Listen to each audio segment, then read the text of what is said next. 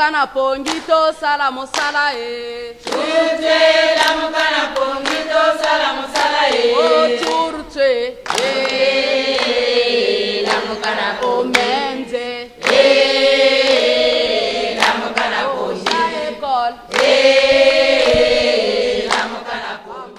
Depuis 2011, année de sa création, la CONAPAC, ou Confédération nationale des producteurs agricoles du Congo, s'est engagée dans une dynamique de la défense, de la promotion des intérêts des producteurs agricoles et de la structuration du mouvement paysan en République démocratique du Congo. Cette dynamique a pour objectif de contribuer à l'avènement d'un monde paysan solidaire, professionnel et prospère en RD Congo. Dans le cadre de l'allocation synergie et complémentarité, l'Alliance Agri-Congo, une plateforme d'ONG belges œuvrant dans le secteur agricole en RDC, avec le financement de la Direction générale de la coopération pour le développement, DGD en sigle, appuie le projet Prépare. Ce projet porté par la CONAPAC vise au renforcement des capacités d'action politique des organisations paysannes agricoles de leurs fédérations nationales et provinciales en RD Congo. Les fédérations des 6 provinces de la zone d'intervention d'Agri-Congo ont chacune monté dans le cadre du projet Prépare un dossier de plaidoyer. Ces dossiers de plaidoyer reprennent-ils toutes les revendications des producteurs agricoles congolais? Pas toutes.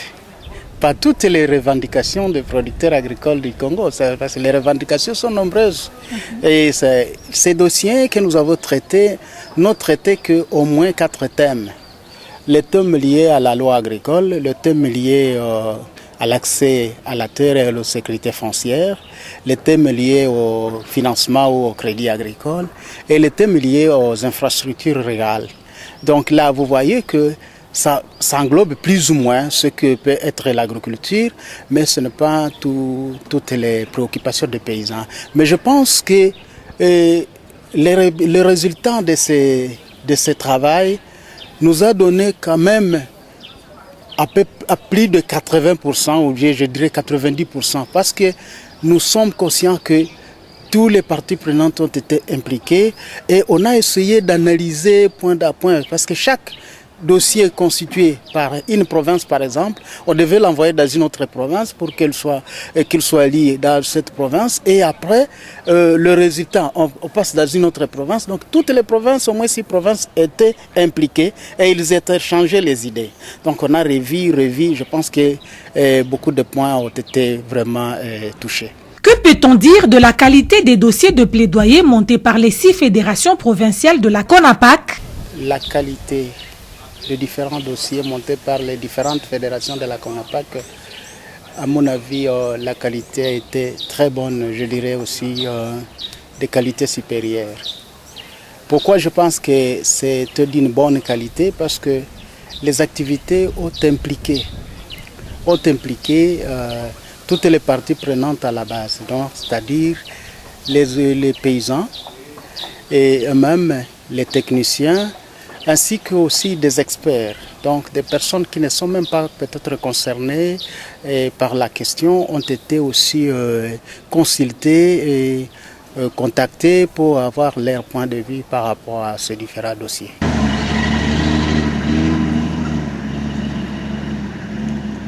Le dossier monté par les fédérations de la province de Bandundu porte sur les infrastructures rurales. Quel est l'état des lieux de ces infrastructures en RDC? Les infrastructures rurales sont vraiment dans un état de délabrement avancé. Nous trouvons des routes qui sont en état presque d'impraticabilité pour la plus grande partie. Les ponts, les bacs en état de vétusté. Ça, c'est presque l'état général. Et puis aussi, nous pouvons encore parler des entrepôts, des produits agricoles qui ne sont pas aménagés ou qui n'existent même pas. L'état de précarité et d'inexistence des infrastructures rurales influe-t-il sur le travail des producteurs agricoles?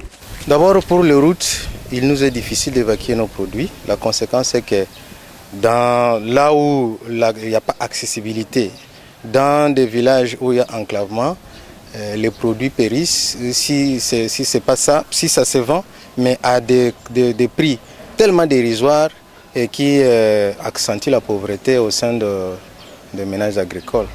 Le Fonds national d'entretien routier et la division des voies des dessertes agricoles jouent-ils valablement leur rôle? Le FONER, c'est un pourvoyeur de moyens financiers pour la réhabilitation et l'entretien et la maintenance des routes en général et des routes de dessertes agricoles pour nous en particulier.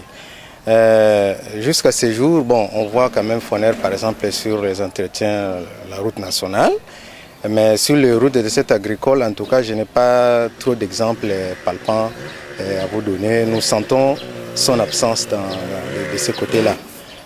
Pour la DVDA, c'est une institution de l'État qui sert de suivi, contrôle, aussi faire des états des lieux de routes de dessertes agricoles en République démocratique du Congo. Bon, nous le voyons plus à cette limite-là où peut-être en train d'accompagner les organisations ou les organismes qui entretiennent ou qui réhabilitent des routes en matière de suivi et contrôle. Bon, à part ça, je n'ai pas vu vraiment la DVDA en plein chantier en train d'exécuter les travaux d'adaptation ou d'entretien de routes. Non. En quoi les routes de desserte agricole contribuent-elles dans l'activité des producteurs agricoles? D'abord, la route elle-même, c'est un moyen de communication. Ça permet aux agriculteurs d'échanger. Même à des échanges physiques parce que la route nous permet d'évacuer nos produits des lieux de production vers des centres de commercialisation ou des agglomérations de consommation. Et si la route est bonne, le charge d'exploitation est faible et puis l'agriculteur gagne. Mais si la route est mauvaise, qu'on ne peut pas facilement évacuer ces produits, on vous demande toujours, vous êtes très cher et puis vous sentez qu'il n'y a pas de rentabilité économique et puis, comme je l'ai dit, la pauvreté demeure toujours au sein des ménages agricoles dans nos villages.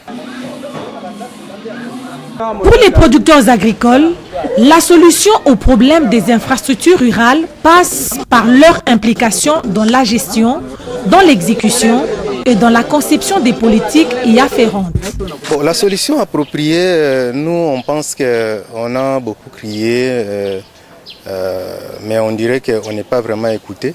Nous voulons d'abord que toutes les routes avec les ouvrages de franchissement, ponts, bacs, soient effectivement réhabilités et entretenues d'une manière durable et perpétuelle. Alors ça passe par la révision de la politique même de gestion, de réhabilitation et d'entretien des routes de dessertes agricoles.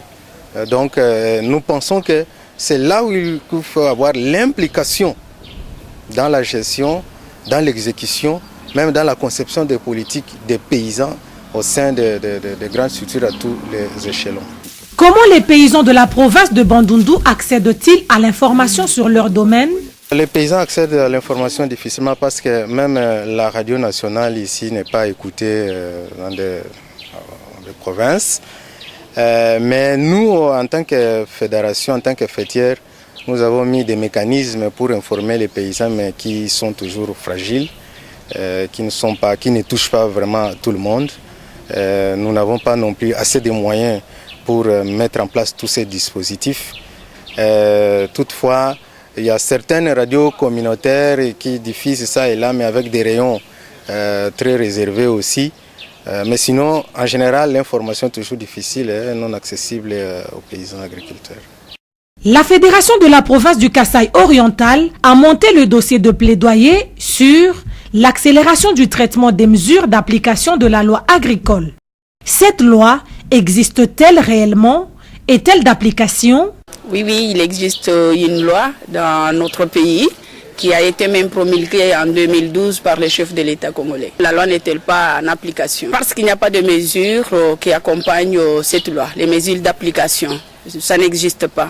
C'est pourquoi nous demandons au gouvernement d'accélérer le traitement de mesures d'application. La loi agricole en vigueur en RDC contient-elle des dispositions qui rencontrent les attentes des producteurs agricoles congolais? Bien sûr, il y en a. Par exemple, je donne l'exemple de l'article 72 qui parle de l'exonération sur l'importation des intrants agricoles et qui nous permet d'acheter le matériel ailleurs pour nous sans payer les taxes. Il y a par exemple l'article 8 et 9 qui montre la collaboration entre les dirigeants et nous, les producteurs agricoles. Il y a par exemple l'article 16 qui montre l'organisation des filières. Donc il y a plusieurs lois qui touchent à nos ententes. La résolution de Maputo, signée par les chefs d'État africains, veut que chaque pays alloue les 10% de son budget à l'agriculture. Qu'en est-il de la RDC? Ça fait longtemps que nos dirigeants africains se sont réunis pour prendre des décisions pour ça. Je sais que dans notre pays, on n'a pas respecté immédiatement, mais il y a eu des avancées.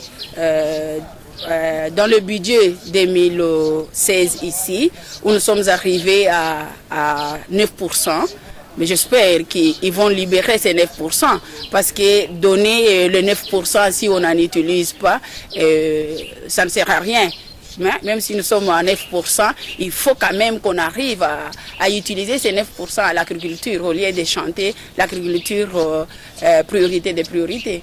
Quels sont les canaux par lesquels les paysans de la province du Kasaï oriental sont informés sur leur domaine? À l'information, je parle d'abord nous-mêmes dans notre structure. Nous avons les principes qui est dans les 4 lettres qui sont défis. Défi, ça veut dire défendre les intérêts des producteurs et c'est encadrer les producteurs. F, former les producteurs et I, informer les producteurs. Je saute sur la dernière lettre qui est informer les producteurs. Nous, on organise chaque premier samedi du mois une rencontre paysan pour donner les informations.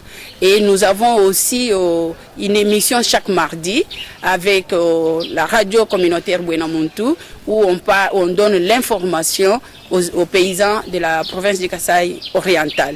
Et ce n'est pas seulement Buenamuntu, il y a plusieurs radios communautaires, mais malheureusement qui ne sont pas équipées.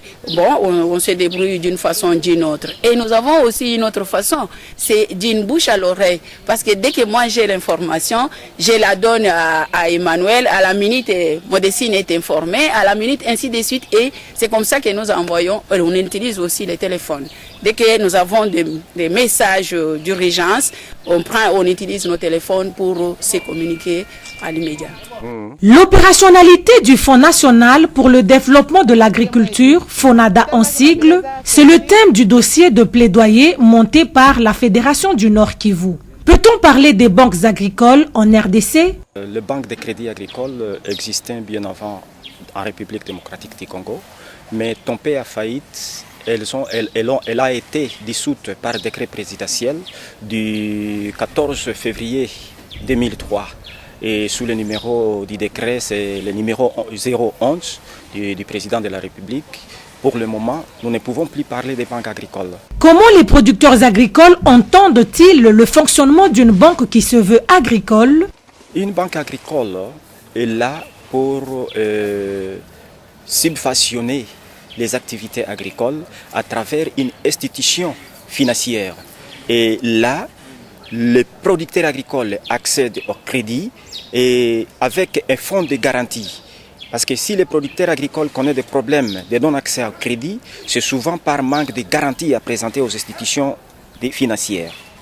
De quelle manière le FONADA peut-il contribuer à la relance de l'agriculture en RDC?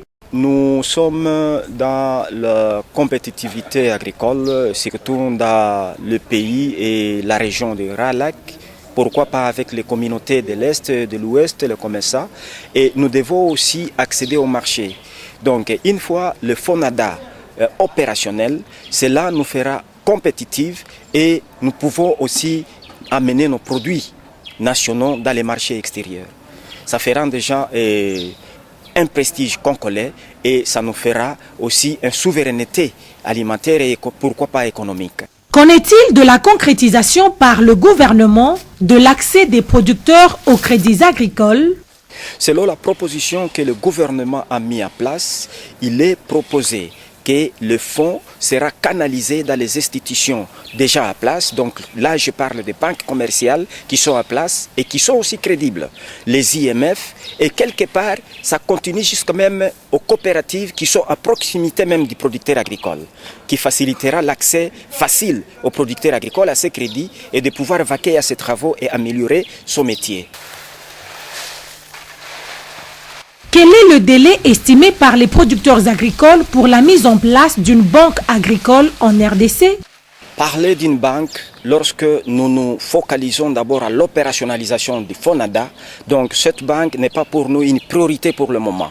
Donc nous demandons la volonté politique de nos dirigeants pour que l'opérationnalisation, le FONADA soit mise en place, soit concrète, et par là, lorsque le fonds sera canalisé dans les banques commerciales qui sont près de nous au village, nous espérons que ça va nous avantager.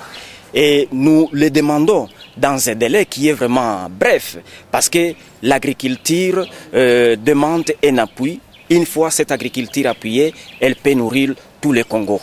Comment les paysans du Nord Kivu accèdent-ils à l'information?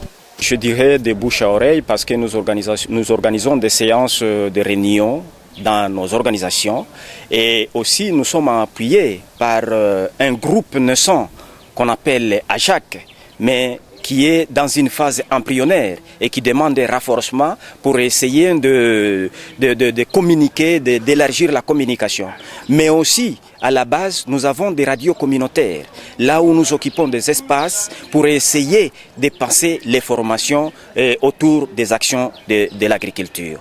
Et ces radios communautaires n'ont pas aussi des capacités de fonctionnement. Donc il faut aussi des renforcements et voir même les équipes qui peuvent passer les messages. Donc nous ne sommes pas des spécialistes dans les médias, nous en tant que producteurs agricoles, mais nous y mettons parce que nous avons le devoir de former notre base.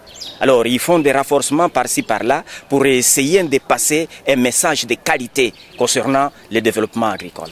La question foncière est au centre du dossier de plaidoyer monté par la Fédération de la province du Congo central. Quels sont alors les principaux problèmes fonciers que connaissent les producteurs agricoles congolais? Les problèmes, il y en a beaucoup, mais nous pouvons citer quelques problèmes. Il y a d'abord l'accaparement des terres par des grands concessionnaires. Il y a aussi l'absence de l'ordonnance présidentielle sur les terres des communautés. Il y a aussi le non-accès aux terres, aux terres locales par des paysans. Ce problème, c'est vraiment un problème capital qui concerne toutes les provinces de la RDC, mais plus particulièrement c'est dans la province du Nord Kivu et surtout au Congo central. Ce problème, c'est vraiment un problème qui tourmente les paysans parce qu'il y a beaucoup de grands concessionnaires qui ont obtenu des grandes concessions et qu'ils sont tombés aussi en faillite. Ces concessions sont restées en otage par eux. Maintenant que la population paysanne a accru, maintenant cette population a maintenant les difficultés d'avoir des terres pour faire l'agriculture.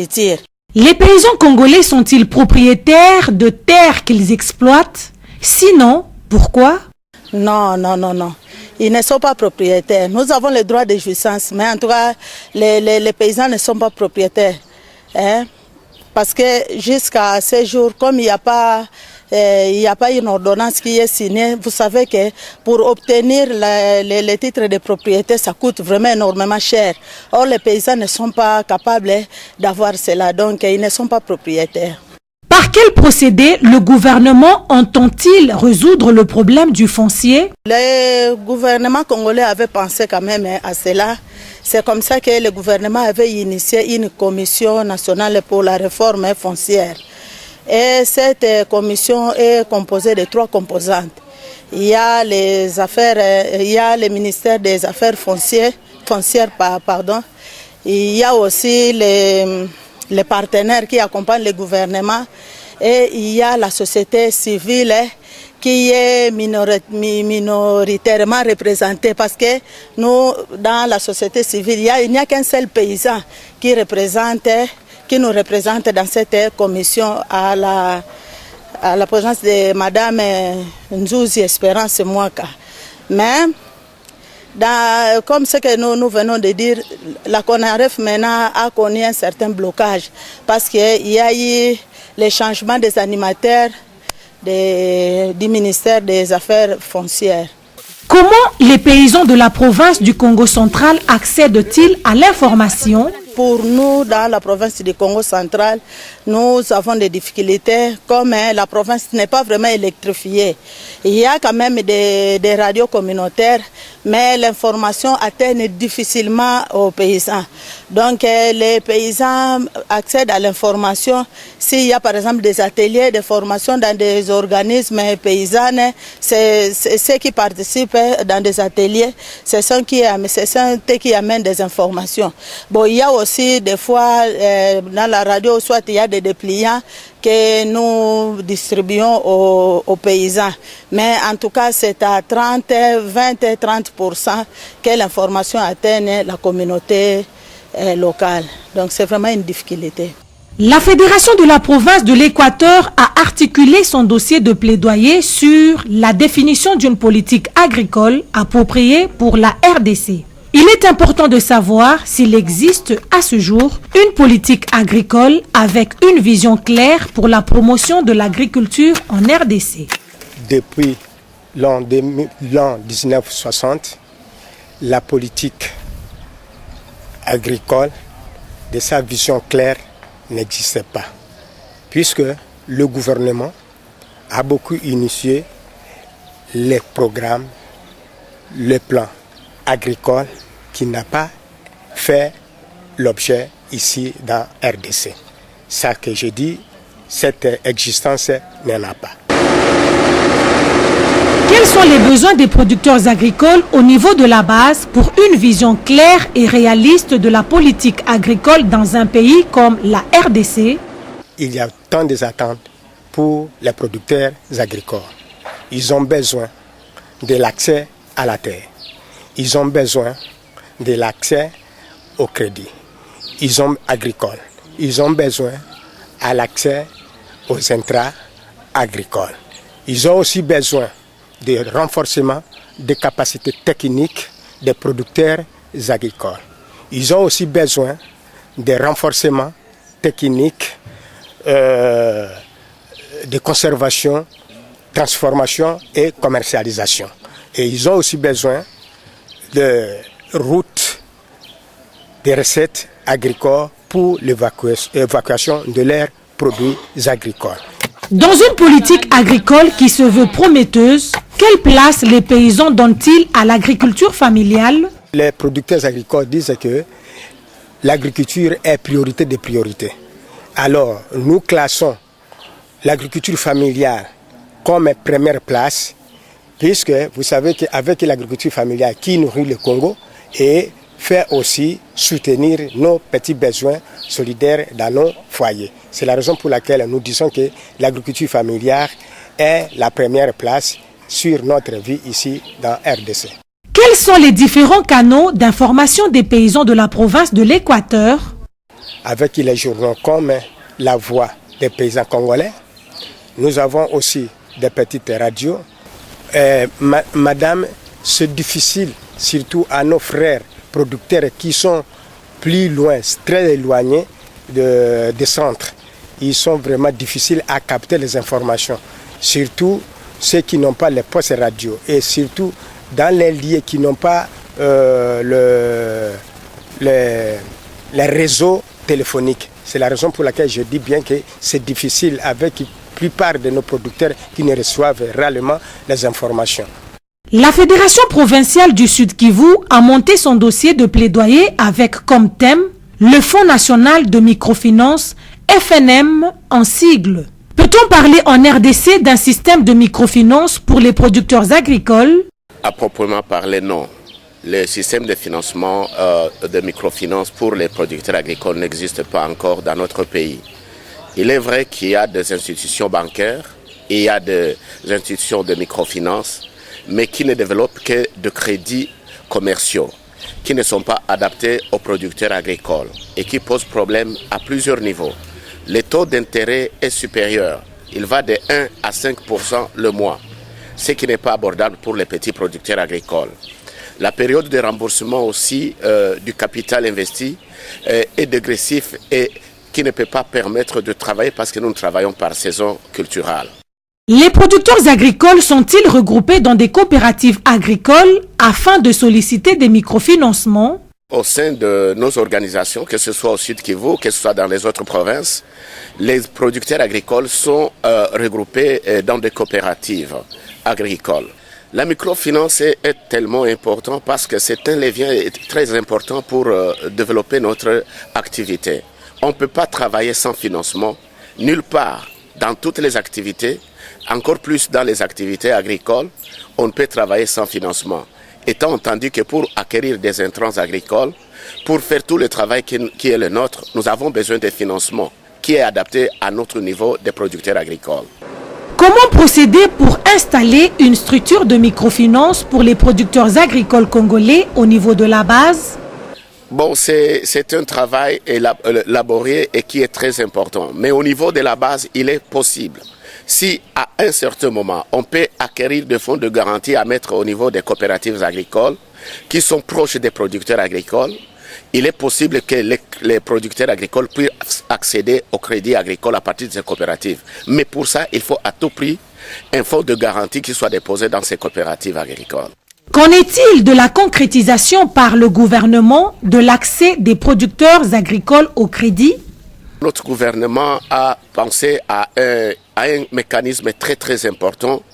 Il y a le décret 011 du 14 mars 2011 qui a été mis en place et qui est sous la tutelle du ministère des Finances.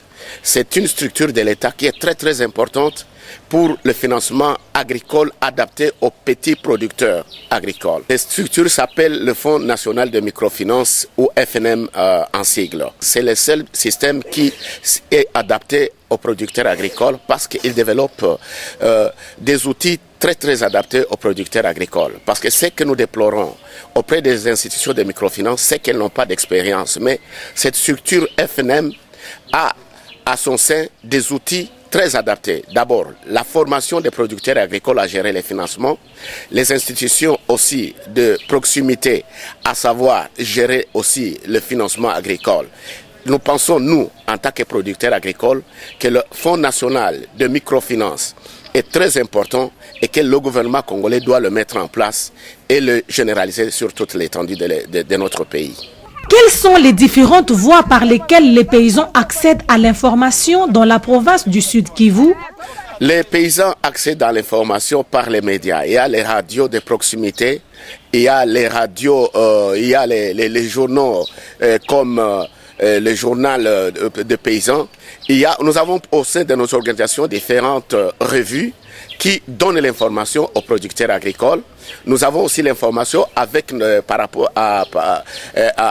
nos partenaires de pays du Nord, des partenaires régionaux, sous-régionaux, au niveau de notre pays, les ONG qui travaillent avec nous.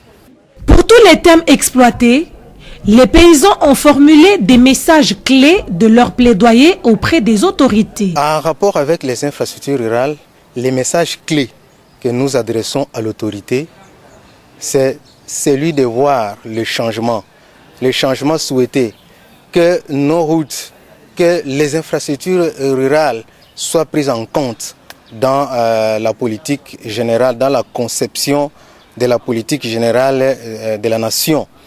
Et qu'il y ait implication du paysan dans tout ce qui se fera, parce que les paysans doivent être là pour rappeler à l'autorité toutes nos préoccupations vis-à-vis des infrastructures rurales qui nous font défaut. Alors, dans notre plaidoyer aussi, nous voulions être associés à tous les échelons, à tous les niveaux, partant du niveau national jusqu'au niveau local, à toutes les discussions, que nous soyons consultés nous avons un mot à dire par rapport à notre infrastructure rurale, mais aussi à l'exécution.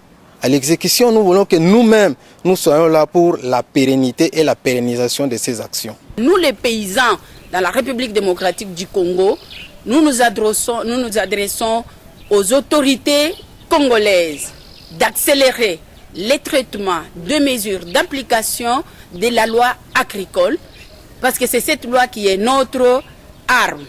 Et même s'ils ils mettent ça en place, il faut que l'application soit effective. Et nous demandons encore à l'autorité congolaise de nous aider pour la vulgarisation de cette loi, pour que nous-mêmes on s'approprie, parce que c'est cette loi qui est notre arme. Notre message est que l'opérationnalisation du FONADA soit effective. Nous demandons au gouvernement congolais de pouvoir amorcer des stratégies pour mettre en place les mesures d'application et les adopter pour que cet article qui prévoit la création et la mise en place du FONADA soit aussi effective. Nous demandons à ce que ces crédits soient canalisés dans les banques et les institutions de microfinance fiables qui seront à proximité pour que les producteurs agricoles accèdent au crédit dans un bref délai et que l'agriculture soit améliorée au Congo. Donc le Congo ne peut pas vivre des importations de produits agricoles, mais doit combattre et promouvoir la souveraineté alimentaire, pourquoi pas économique. Le message va tout droit au chef de l'État, donc au président de la République. Ça, c'est au nom de tous les paysans de la RDC. Nous sollicitons au président de la République de signer et de promulguer l'ordonnance présidentielle sur les terres des communautés, en vertu de son article 389 de la loi foncière. Et en plus, la rétrocession, qu'on puisse rétrocéder aux paysans les terres qui sont en otage par les concessionnaires, qui sont abandonnés. Donc on les puisse rétrocéder aux communautés locales. Troisièmement, il faudrait qu'il y ait la reprise, donc que le processus de la réforme puisse reprendre, parce que c'est ça notre salut. Nous les paysans, nous savons que si la CONAREF est en activité, c'est là où nous pouvons donner toutes nos réclamations. Nous voulons vraiment que ça soit en activité. Nous voulons que le gouvernement prenne ce que nous venons faire comme plaidoyer, puisque c'est ça ce que les producteurs agricoles sont en train d'attendre, que le gouvernement doit agir pour qu'on puisse le soutenir davantage dans leur politique économique. Nous, producteurs agricoles du Congo, nous voulons à tout prix que notre gouvernement prenne sa responsabilité. L'agriculture est une activité très importante pour notre pays et aucun pays ne peut se développer sans son agriculture. Surtout que nous savons tous que les producteurs agricoles du Congo représentent 75% de la population de notre pays. Nous avons besoin à tout prix d'un financement, d'un appui financier pour que notre activité puisse aller de l'avant. Le gouvernement a mis en place une structure, le FNM, le Fonds national de microfinance, qui est un levier très important pour le financement de l'agriculture, qui est un outil très important mis à la disposition des producteurs agricoles. Nous demandons que cette structure soit mise dans toutes les provinces de notre pays. Parce que nous sommes certains qu'avec cette structure, avec toutes les actions qui sont au sein d'elle, tous les outils qu'elle développe, elle va permettre que notre agriculture puisse aller de l'avant et que tous les producteurs puissent faire leur travail afin que nous puissions nourrir notre pays et que nous ne dépendions plus des pays étrangers. Nous ne pouvons plus continuer avec les potentialités que notre pays nous donne à dépendre des autres pays. Alors que si le gouvernement met en place cette structure dans toutes les provinces et la renforce, nous allons répondre à nos obligations en tant que producteurs agricoles et pouvoir nourrir notre pays. C'est pourquoi le gouvernement doit se montrer responsable et faire ce qui est leur travail. C'est-à-dire que ne pas mettre en place un décret qui ne sera pas mis en exécution, mais un décret qui travaille réellement. C'est déjà installé dans 2 provinces seulement. Nous voulons que ça soit dans toutes les provinces de notre pays. Les dossiers de plaidoyer sont nationaux. Nous voudrions savoir comment la fêtière nationale compte-t-elle s'y prendre pour mener à bien ce plaidoyer. Le fait que nous avons déjà ces dossiers et que nous avons constitué ces dossiers, et nous, à notre niveau, c'est déjà intégré dans notre plan stratégique.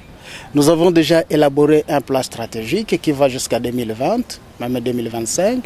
Et aussi, on a déjà élaboré un plan opérationnel dans lequel ces dossiers sont déjà impliqués. Donc, les activités de la CONAPAC, toutes les activités de la CONAPAC seront orientées selon ces problématiques, ces dossiers-là qu'on a introduits. Parce que ça nous aide maintenant d'orienter nos actions de plaidoyer, d'être vraiment plus efficaces et de bien pouvoir cibler l'interlocuteur auquel nous voulons nous adresser.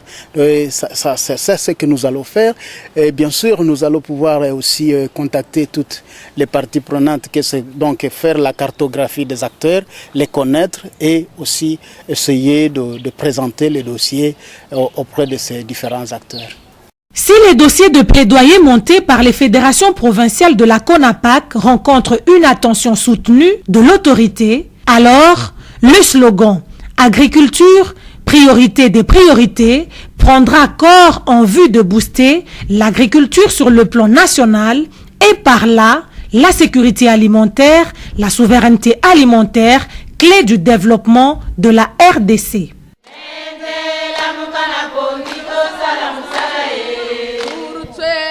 Telemana